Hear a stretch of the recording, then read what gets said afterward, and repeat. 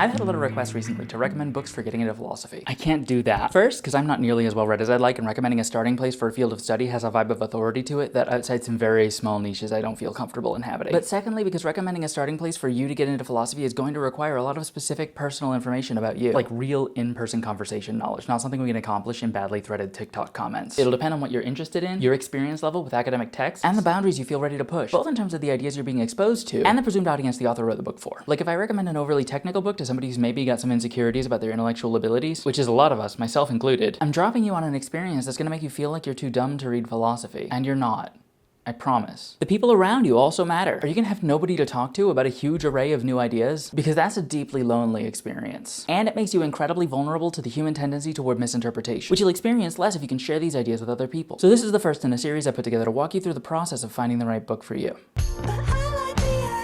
If you really want to get into philosophy, there's a possibility that there's some raw, uncut pile of jargon text that'll be exactly your jam. But I'm gonna say as a general rule, if you know enough philosophy to be able to tell me what I would need to know to find you that book, you can probably find it yourself. So instead, I'm gonna suggest looking to your other interests and examine the ones about which you have or would like to have deep thoughts. For me, some of the big categories along those lines are games, new media, and speculative fiction. But those categories are also a lot broader now than they were when I first got into philosophy. Some of my first philosophy books were these, the Insert Media Property Here and Philosophy books. They're collections of essays by working philosophers discussing aspects of the media property, and they're really hit or miss, to be honest. Sometimes the work being discussed just doesn't sustain as much deep thought as you might have hoped, and sometimes the writers clearly aren't interested in the property and they're just using it to reskin an unrelated essay for the paycheck. But if you get a good one of these about a piece of media you care about, you've got a fantastic entryway into philosophy. Any other book that gets deep about stuff you like could be the right choice. In episode 4, I'll talk about how to check whether the book you're holding will help open doors to other works.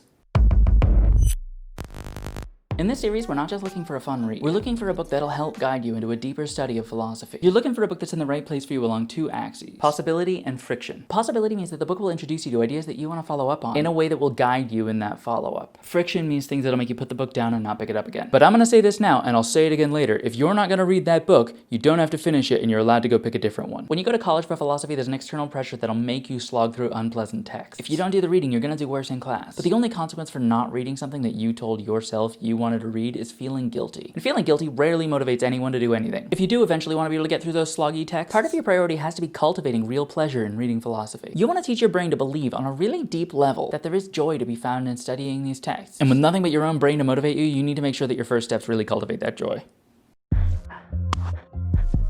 You want a book with footnotes, endnotes, or inline citations. Someone who's really thorough about telling you where their ideas come from will help you build a map to the other things that might interest you. And in a later episode of this series, I'll show you how to build that map. Another thing is reading level. Academic style is a very particular kind of writing. Flip to a random page and read a little bit. If you don't understand it, that's fine. You just skipped all the context that was supposed to help get you there. What you're looking for is how you don't understand. Can you tell which specific words or phrases are referring back to something that you haven't learned yet? Can you look at individual sentences and comfortably work out how all the clauses fit together? Or does it feel like this person's writing in a whole ass other language? You want the kind of not knowing that makes you feel like you could understand if you had the tools. How do you feel about being seen with this book? Whether it's anxiety or there really are assholes in your life who'll give you shit, some books you won't end up reading just because you don't feel comfortable holding them when other people can see. If you feel like right now you have to put a book back on the shelf because you know in your heart that you won't feel comfortable holding it, that's okay. You can always come back for it later. You will get more comfortable being seen with strange books. I recently read a section of a text on phenomenology, and I went and ordered the whole book afterwards. Not just because I thought the author was making good arguments, but because she wrote with such care and compassion for the ideas that she engaged with and the people who hold them, that it was just pleasant to read. Some writers take such a condescending tone that I want to throw them against a wall even when I agree with what they're saying. If you don't have some kind of deadline forcing you to get through those texts, that's a real bad foot to start off on. Remember, you're trying to find the joy in this. Read the introduction with an eye toward the author's personality. Do you like spending time with this person? If not, pick somebody else. You can't easily do this check with anthology works, but on the bright side, a book with 13 authors means 13 chances one of them feels good to read. First up, look at the copyright page and find the year of first publication. Take a minute to sit with that knowledge. This book just came out. What's fresh in everyone's memory?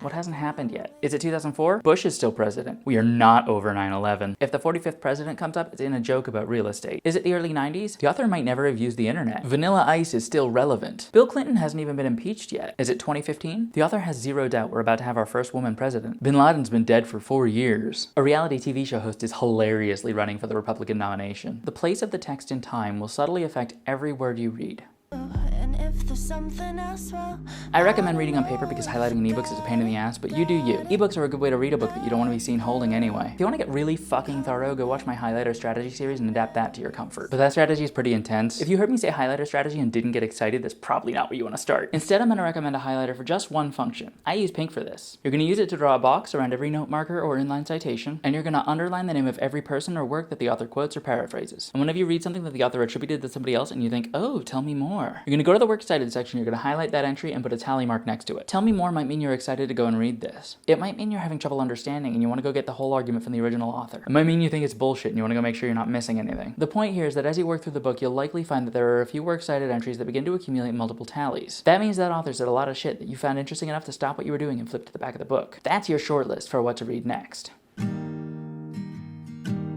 Some of the books you want to follow up with might not be super available commercially. Academic texts are often a lot more expensive than a similar book marketed to general audiences. This is mainly because the sale volumes are much lower, except in the case of textbooks, which are an extortion racket, or your interest might lead you to scholarly journals, or other highly academia-specific publications. These are often accessible through databases to which colleges maintain expensive subscriptions. But if neither you nor anyone you know is affiliated with an institution, and you don't have the cash to burn on interesting-looking articles, you might struggle to pursue your line of interest beyond a certain point. Now, I'm sure you're all very ethical people who have no problem supporting the paywall system that bars general access to much of humanity's collective knowledge, and which doesn't send any kind of royalties to the authors of the research or even pay them for the original publication, and just profits off making it hard for people to access the body of knowledge those authors devoted their lives to sharing. But if you don't have the money for a JSTOR account, you might want to keep your ears open for people who could lend you their copy of a text that they may be able to get from behind one of those paywalls because they're affiliated with an institution. Just saying. So the point of all this was getting into philosophy that's happening now. But if you've got a book that was written in 2004, and follow its citations to a book written in 1997, and follow that book's citations to one written in 1975, and so on, you're never going to learn about anything that happened since 2004. So when you chase those footnotes backwards, one of the things you're trying to get a sense for is who's been influential. So Google Scholar isn't the best resource in the world, but it also isn't behind a paywall. And if you're in college, ask your librarian for help. And by the way, holy shit, go ask your librarians for help. They are the beating heart of your university, and they're there to teach the things that I'm trying to cram into a few viral videos. And if you look up a text on Google Scholar, you'll find a button that says cited by. The emotional North Star of when to head for this tool is when you feel like there's something off about an influential text, but you don't quite know how to say it. Because let me tell you, somebody did. Now, for honesty's sake, you should explore a variety of people's takes. You might find someone who can explain your discomfort with a text, but then you might find somebody who could clarify something that might change your mind about it. And all those new texts will have citations themselves. It's a beautiful cycle. You might find the topic more boring than expected, or the author's personality doesn't hold up over long exposure. You might have picked a book that's a bit too hard, or a bit too easy. Books won't hold your interest if they're not teaching you anything. Or it might just be that you get shit going on in your life and you haven't had time to read. Or you might have not found a good quiet place. Or the book might just be printed in a bad font, and the cognitive friction of trying to read it just wore you down. Maybe you've put it down just long enough that you'd have to start over because you've lost the thread, and rereading the chunk you've already finished feels daunting. Whatever it is, if you find you just haven't picked up the book in like 2 weeks, let it go. Decide you're done with that book. For now, or forever. Go pick a different one. It's very easy to stop reading because you're in the middle of a book you don't actually want to finish. You don't even really need to understand why you stopped reading. You can say like the spirit of knowledge has inspired me to change course or something. But whatever it was, that book's not helping you cultivate that belief in joy I talked about. So give something else a chance to try.